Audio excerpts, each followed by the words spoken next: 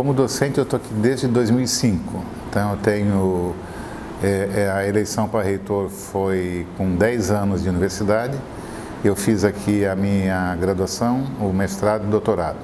Então passei um bom tempo aqui na condição de estudante e como docente há 12 anos. A opção pelo direito é algo que não se explica, é aquilo que se faz no segundo grau e se escolhe uma universidade. E como boa parte da juventude, também abandonei o curso num primeiro momento, depois retomei. E mais tarde optei pela profissão de jornalista, exerci durante 15 anos. E depois, já com 40 e poucos anos de idade, retornei ao direito. Retornei aqui à Universidade Federal. Aqui terminei a graduação, fiz o mestrado e doutorado e fiz o concurso. Mas não me arrependo nem de ter escolhido o direito, nem ter abandonado o direito, nem ter voltado para o direito. Aprendi muita coisa e creio que no contexto, principalmente da questão democrática e da questão da democratização do Estado, essa disciplina, essa ciência, a ciência jurídica, ela tem um papel essencial, um papel relevante. Bom, você também, como você falou agora, você também teve a oportunidade de estar à frente, né, do Departamento de Direito, do Centro, né, de Direito aqui da UFSC, como também da Fundação José Botter, né? Uhum. Duas instituições que se entrelaçam com a história do Comped. Uhum. Né? Você deve conhecer essa história melhor que eu, nesses quase 30 anos de Comped. Né? Qual que é, então, a sua história com o Comped e como que você vê a importância do Conselho para o ensino jurídico e principalmente para o fortalecimento da pós-graduação nacional? Uhum. Com a pós-graduação, já no mestrado e também no doutorado, na época, junto com o professor Orides, eu me envolvi na produção da revista Sequência. Então foi uma primeira aproximação com a produção científica no plano da pós-graduação. Depois, depois de ter passado como docente, ter começado a exercer as funções docentes, os professores daqui resolveram que eu devia ser chefe de departamento.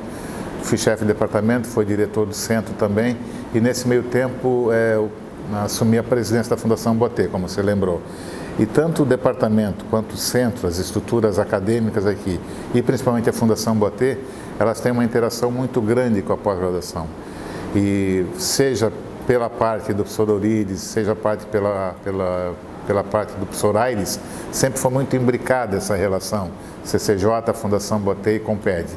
Então eu tive a oportunidade de, novamente na direção do centro e na chefia de departamento e na Fundação Botter, retomar o projeto da revista Sequência. A revista Sequência que voltou a ser a internacional, ela voltou a se inserir já nos indexadores que eram necessários e nós pudemos, de alguma forma, dar uma contribuição também. 2002, 2003, eu trabalhava na Sequência como editor, como jornalista. Uma década depois, nós estávamos transformando a revista acabando com a revista em papel, transformando a revista em online e aproximando, aí sim, aproximando da pós-graduação nacional e do Comped. De maneira geral, qual que é a importância que tu vê do Conselho para o fortalecimento da pós-graduação no Brasil, de maneira geral? Assim? Você vê pelos eventos, pelas realizações que ele faz, o número de inscritos, o número de trabalhos, a qualidade do trabalho apresentado, o espaço que tem para os mestrandos e para os doutorandos, aquele tipo de evento, aquele tipo de publicação. O Comped hoje, ele com certeza dos programas de pós-graduação, ele é o que mais atrai gente. Não tem evento como que nós realizamos. E a estrutura administrativa do Comped, ele reflete muito bem essa preocupação com a organização, né, dos eventos, da produção, da publicação. É por isso que nós temos, ainda não temos a nota 7 na CAPES, mas é porque a CAPES ainda está no passado, ainda nessa área de avaliação.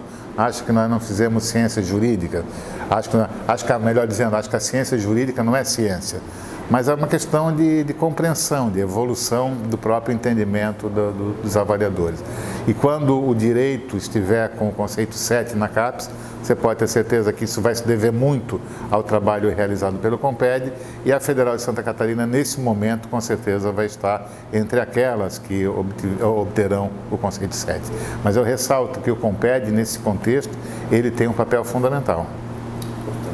Bom, falando propriamente então do ensino jurídico no Brasil, né? Esse ano a gente comemora 190 anos, né, do ensino jurídico no Brasil. E sem dúvida é uma data histórica que nos leva a fazer uma série de reflexões, especialmente diante dos desafios que o país vem tentando superar nos últimos anos, nessa década, né? E o próximo encontro que a gente vai ter no Comped em Brasília tem justamente como tema a desigualdade e desenvolvimento, o papel do direito nas políticas públicas. Uma espécie de provocação para o ensino do direito como um todo. Na sua opinião, quais seriam os desafios atuais do ensino jurídico? Se pegar, por exemplo, essa ligação com o tema políticas públicas, grande parte da discussão sobre políticas públicas é regulamentação. Parte é execução, parte é orçamento, parte é administração, mas quando se transforma com uma ideia que pode estar latente na sociedade, um movimento que pode estar surgindo, quando o Estado, o poder público captura essa ideia entra na agenda, ela entra na agenda do Legislativo e ela vira lei, e depois o Executivo executa essa política pública na forma de uma legislação, na forma de uma lei, o direito tem esse papel fundamental. Políticas públicas, a etapa essencial das políticas públicas é a sua normatização. E a normatização passa por um conjunto de normas que refletem exatamente essa sua amplitude. Porque depois na execução, no monitoramento, na avaliação, tudo vai decorrer do acerto que foi determinado lá pelo Poder Legislativo. Legislação que seja a mais ampla possível. Então, se fala assim, esse ano nós vamos discutir políticas públicas. Há uma grande discussão se nós estamos numa fase de descenso, numa fase de recuo em relação aos investimentos em políticas públicas. Você pega programas como o Bolsa Família, por exemplo, é o maior programa de política pública que existe na área do combate à fome e combate à miséria. De que forma que nós podemos, a partir desse exemplo, e o direito, como é que o direito pode pensar em regulamentação de políticas públicas? Mais ainda, como é que os juristas, os estudiosos do direito, como é que estudantes da graduação, do mestrado, do doutorado, podem, atentos ao que vem da sociedade ainda como ideias, como perspectivas, e como é que essas ideias, essas perspectivas, elas podem entrar na agenda e se transformar efetivamente em políticas públicas. Porque não há outro jeito de trabalhar em desfavor da desigualdade e em favor da igualdade se nós não tivermos bem próximo esses dois elementos.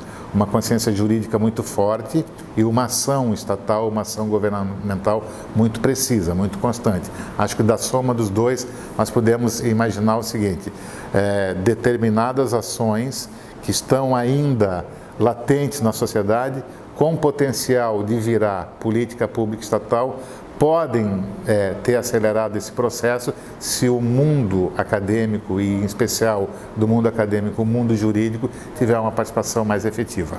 Ano passado, no encontro do Comped também em Brasília, o tema era desenvolvimento econômico, e muito se provocou dizendo que a área jurídica, às vezes, é diferente de outras, das ciências sociais, da própria economia e tal,